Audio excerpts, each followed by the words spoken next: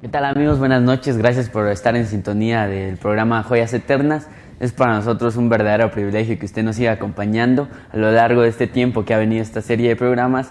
Hemos estado hablando esta semana un poco sobre la alabanza, la adoración, algunas expresiones de alabanza, el perfil de un adorador. Y hoy vamos a hablar un poco sobre la alabanza congregacional, cómo debe ser la alabanza dentro de una iglesia, cómo se debe de mover esto. Entonces, para eso nos acompaña el pastor Hernando Mejía. Pastor, bienvenido. Gracias por estar con nosotros el día de hoy. ¿Algunas palabras que usted tenga que decir a los televidentes? No, solo saludarlos, y la verdad que un tema muy interesante. Va a causar cierta controversia, pero pues bienvenido al tema.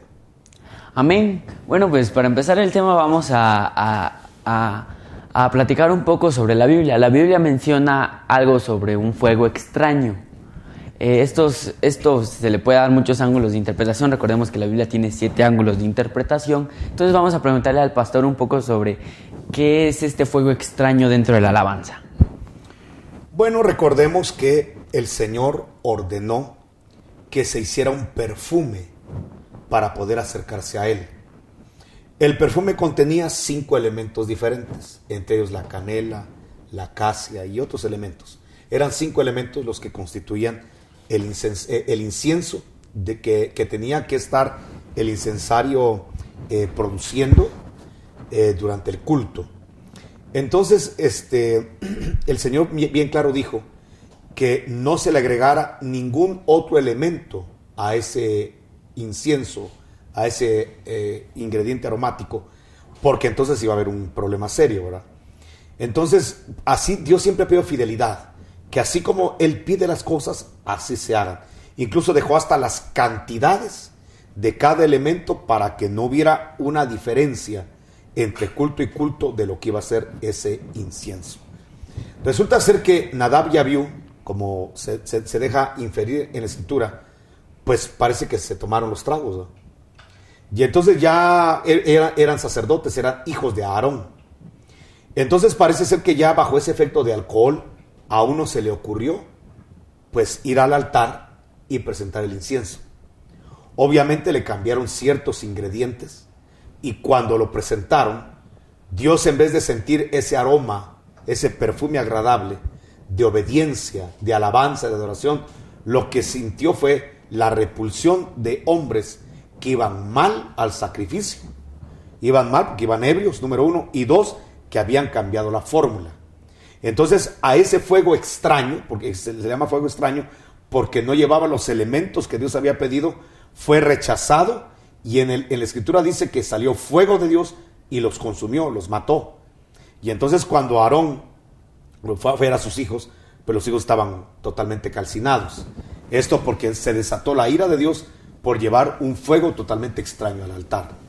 Entonces, de aquí podemos sacar una lección muy grande, que cuando nos acercamos a Dios tenemos que llevar los elementos que Él nos pide y no lo que a nosotros nos vaya a ocurrir. No vaya a ser que llevando un fuego extraño al altar puedan pasar 2 cosas. 1, una manifestación de juicio de Dios, o 2, una ausencia, que sería lo peor, una ausencia de la presencia de Dios. Voy a explicar estas cosas.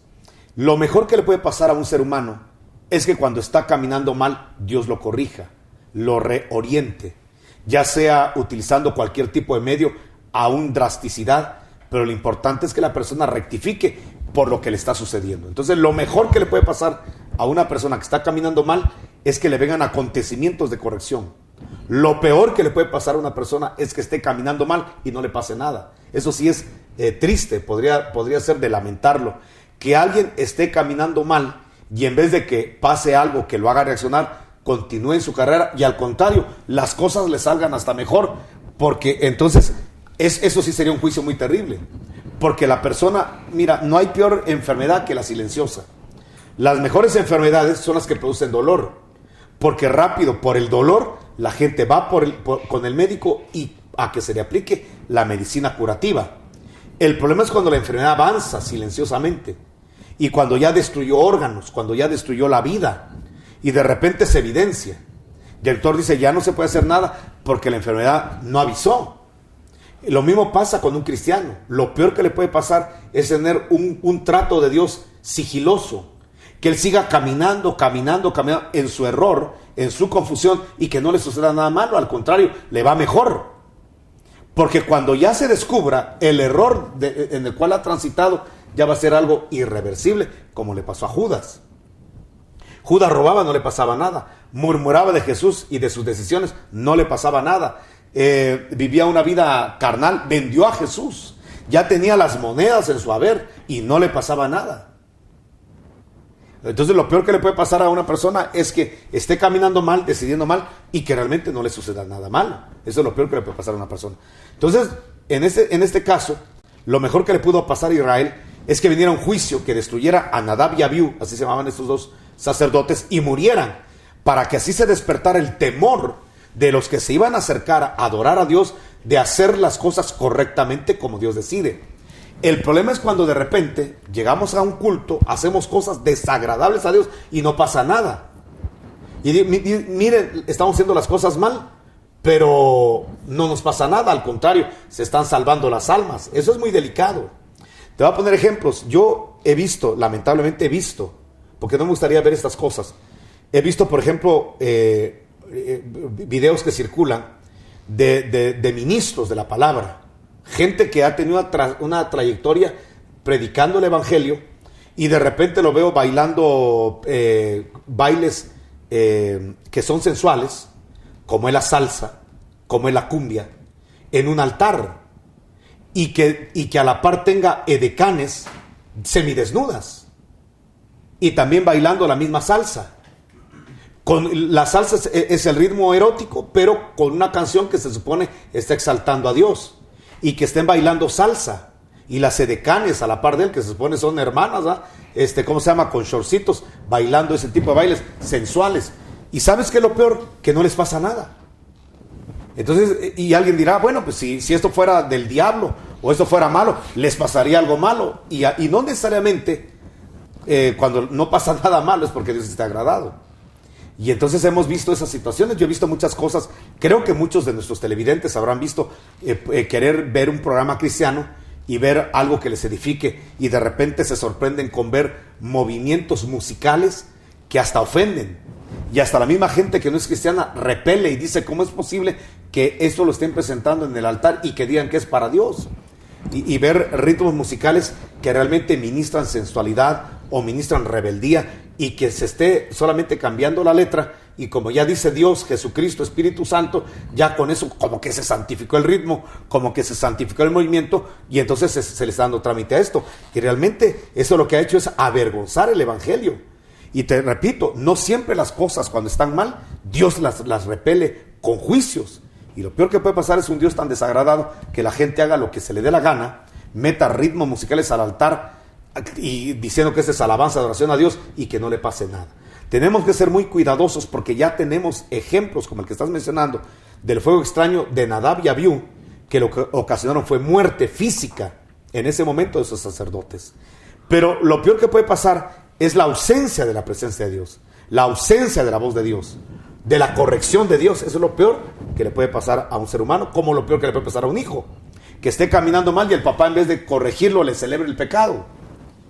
Y llega un momento en el cual ya la persona se va a acostumbrar tanto a delinquir, tanto a pecar, que ya nada lo puede reorientar. Entonces lo mismo pasa con mucho cristiano. Está totalmente desviado en sus ritmos musicales, en su atuendo personal, para tratar de alabar a Dios. Y la verdad hay que tener mucho cuidado con eso, porque nos estamos acercando a un Dios santo, que lo primero que pide es quítate las sandalias de los pies, número 1, y número 2, revísate la lepra, para que la saques de ti y no estés ministrando con lepra. Amén, pastor. Se ha manejado mucho estos ritmos para cierto punto, lo manejan así, para acercar a los jóvenes, en el sentido de que, bueno, esta es la música que les gusta ahora, esta es la música que se escucha ahora, entonces vamos a poner estos ritmos con música cristiana y todo. Hasta cierto punto, eso está bien, es un método de evangelismo, pero ya traerlo al altar, ese es el problema, ¿verdad? Bueno, mira, te voy a decir una cosa. Yo me convertí cuando era joven. Y la verdad que a mí no me trajeron las payasadas estas. A mí me llevó a Jesucristo una necesidad profunda de Dios. A mí lo que me llevó a Jesucristo fue tener un hogar que, aunque tuvo ciertas comodidades económicas, no a la ausencia de la presencia de Dios, de los fundamentos de la palabra de Dios, se vivía mal. Se vivía mal en el sentido de que no estábamos viviendo una vida ordenada, bendecida por la ausencia de la presencia de Dios. A mí lo que me llevó y me arrastró a Jesucristo es la necesidad de Él. Y al contrario, si yo hubiera visto un movimiento así, jamás hubiera ido yo a una iglesia. Jamás hubiera buscado yo a Dios en ese tipo de movimientos. Entonces, habría que ver realmente y reorientar ese tipo de evangelismo. Pero vamos a ir por partes en lo que me estás diciendo. Número 1, si vamos a alabar a Dios en un altar, no llevemos fuego extraño. No llevemos ritmos que ministran sensualidad. Es decir, seamos claros, cha-cha-cha, cumbia, mambo, perreo. Eso, aunque le llamen cristiano, realmente son ritmos que fueron creados para parejas, para atracción sensual de parejas. Jamás fueron creados para alabar a Dios. Y al César lo que es del César y a Dios lo que es de Dios. Es como, por ejemplo, si yo vamos a tener un encuentro con la pareja romántica y de repente yo quiero acercarme a mi pareja. Yo no voy para poder tener un acercamiento de sensual, de bendición con mi pareja, yo no voy a poner el remolineando, ¿va? Y voy remolineando, no, eso es ilógico pensarlo. Voy a tener una melodía, una música, una armonía que vaya de acuerdo al momento que estoy viviendo. Por eso, al César lo que es del César y a Dios lo que es de Dios. Ahora, me voy a acercar a Dios. ¿Qué es lo que pretendo con Dios? Celebrar la bendición de su salvación, celebrar su gracia, su misericordia, su poder. Hay muchos ritmos que no son sensuales, que pueden ser muy bien dirigidos. Entonces descartemos todo movimiento sensual. Hay música. Descartemos ese movimiento sensual y esos ritmos en el altar. Hay música que fue creada para gente enlutada, para gente, ¿qué te digo?, triste.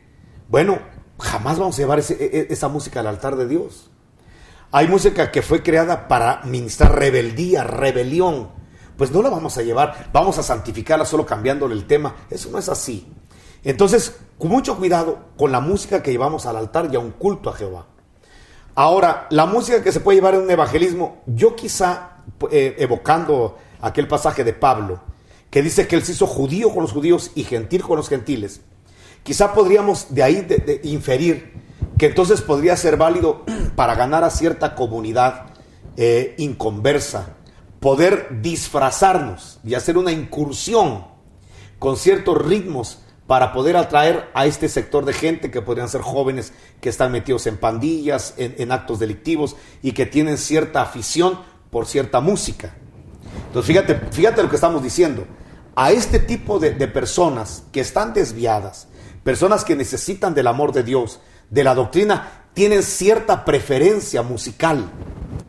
Entonces, ¿cómo voy a llevar esa preferencia musical que es de delincuentes al altar de Dios?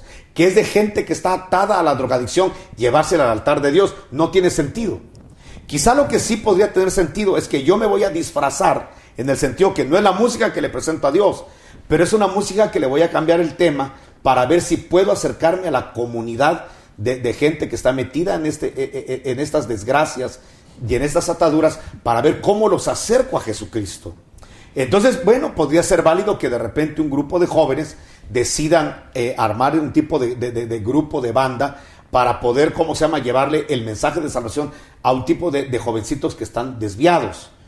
Pero no es para que, entonces ya cuando oigan el mensaje, no es para que yo me quede con ese modo vivendi, esa forma de vida, y que a ellos también les diga, bueno, conviértanse a Jesucristo y sigan con su misma aspecto físico.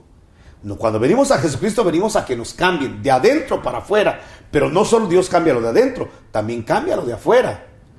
Yo no puedo decir que conozco a Jesucristo y no hay un cambio afuera y yo le diga a la gente, mi cambio es solamente interno, porque Dios no ve lo de afuera. Eso es totalmente mentira.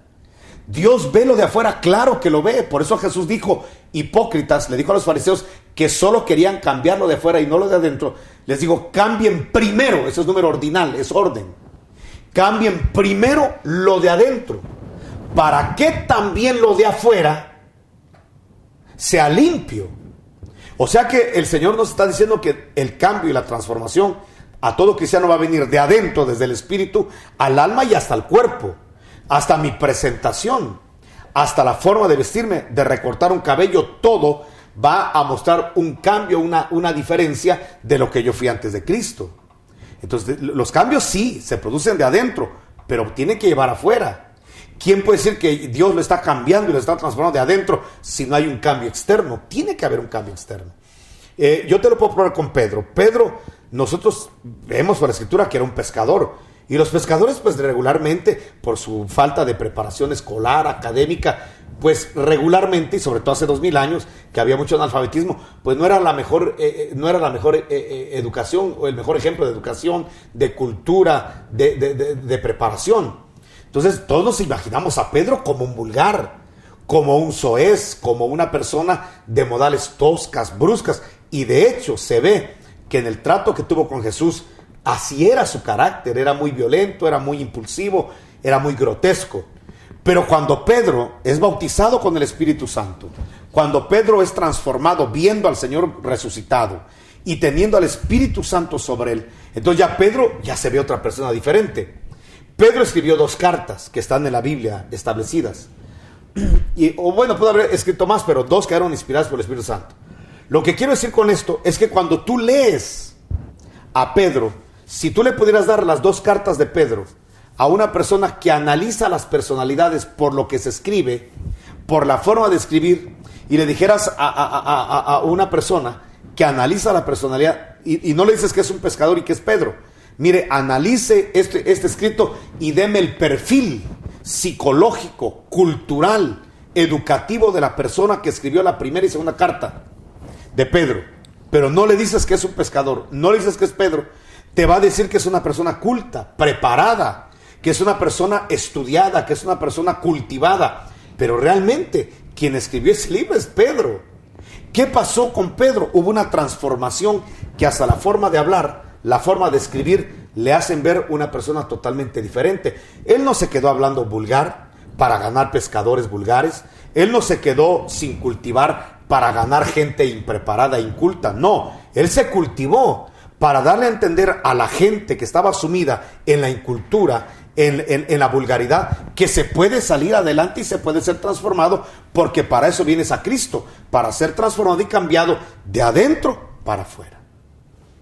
Amén, pastor.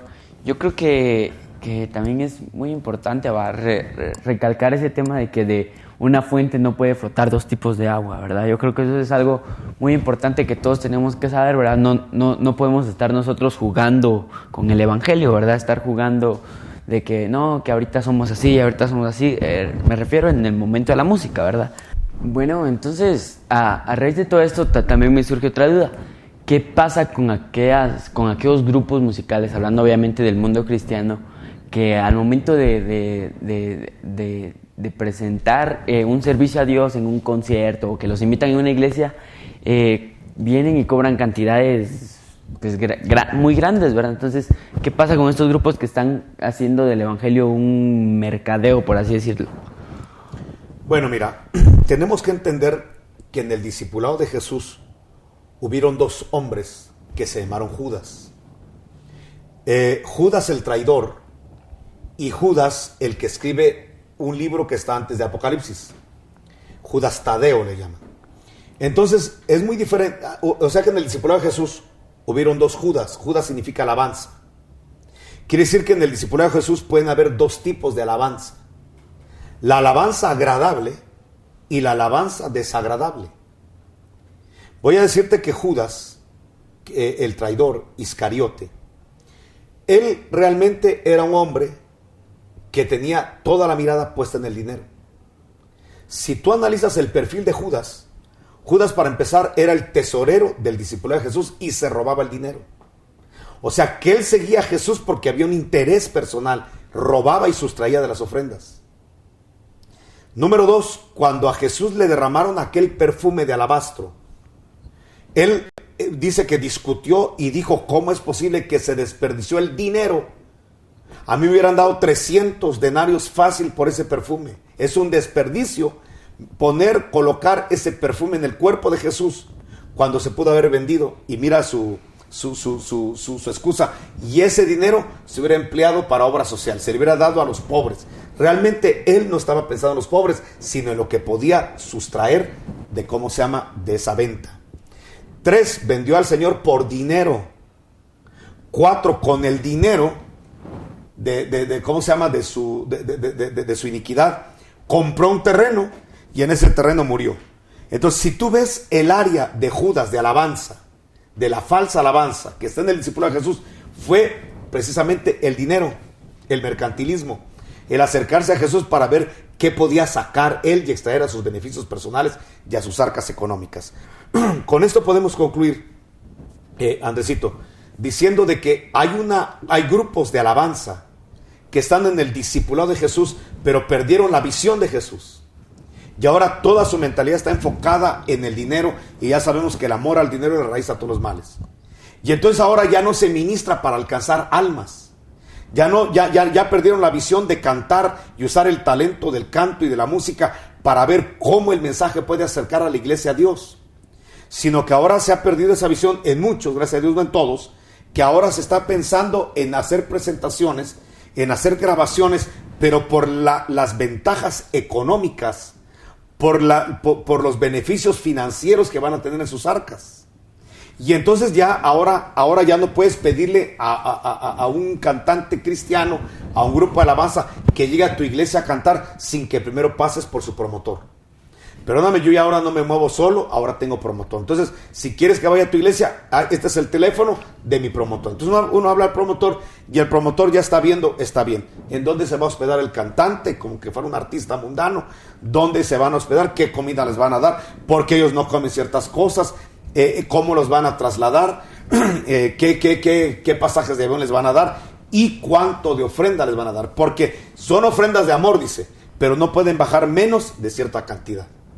Entonces, cuando realmente tú te das cuenta, entonces ya se volvió el evangelio y se volvió la música que se supone es para Dios o para alcanzar almas, se volvió en algo totalmente mercantil y totalmente una fuente de ganancias deshonestas para mucha gente, y por eso mucha gente que ahora quiere cantar, ahora ella quiere tocar instrumentos musicales, no porque quiera alcanzar almas, no porque quiera cantarle a Dios y llevar al pueblo al lugar santísimo, sino ahora hay una situación, yo quiero ganar dinero y ahora quiero ser músico cristiano porque ahí se gana dinero.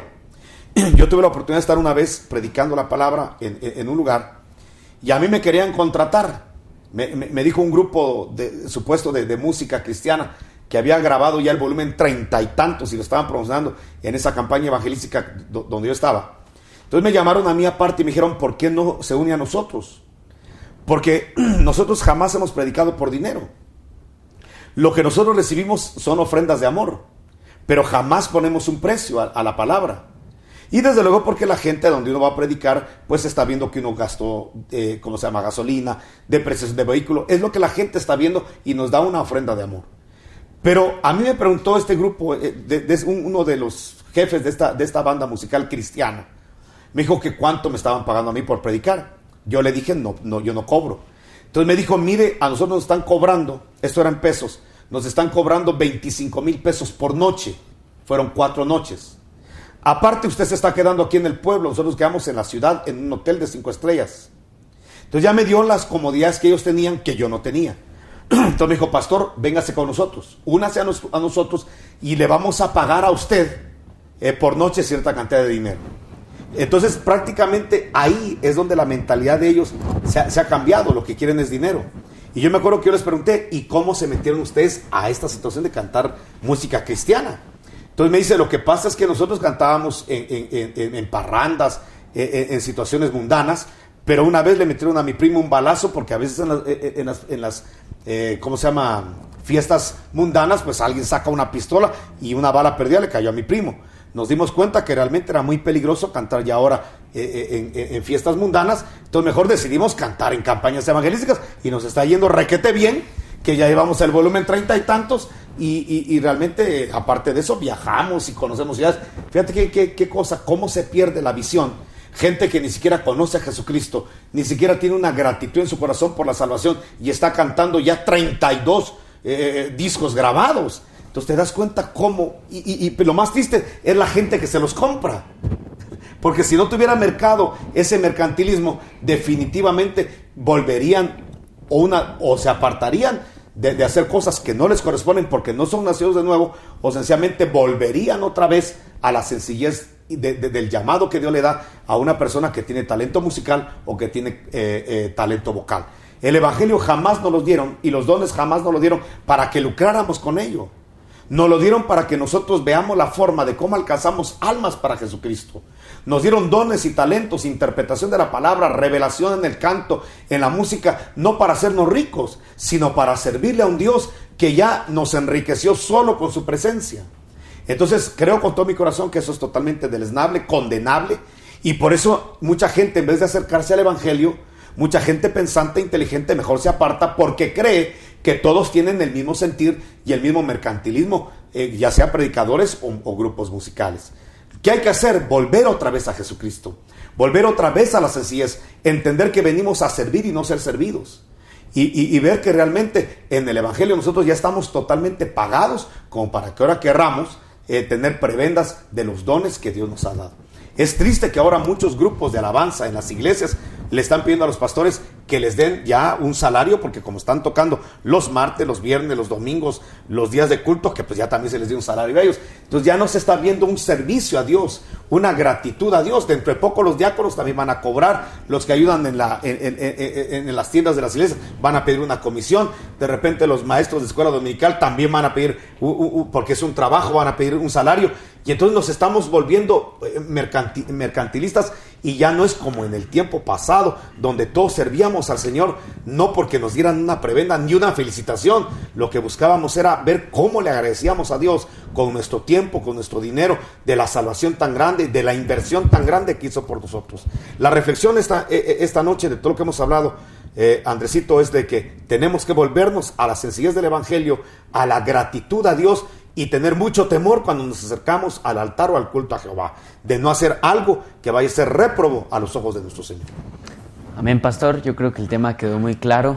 Gracias por acompañarnos el día de hoy. A usted y a los televidentes, muchas gracias por estar en sintonía de este programa. Ha llegado ya a su fin. Le deseamos bendiciones a usted, a su familia. Gracias por estar en sintonía.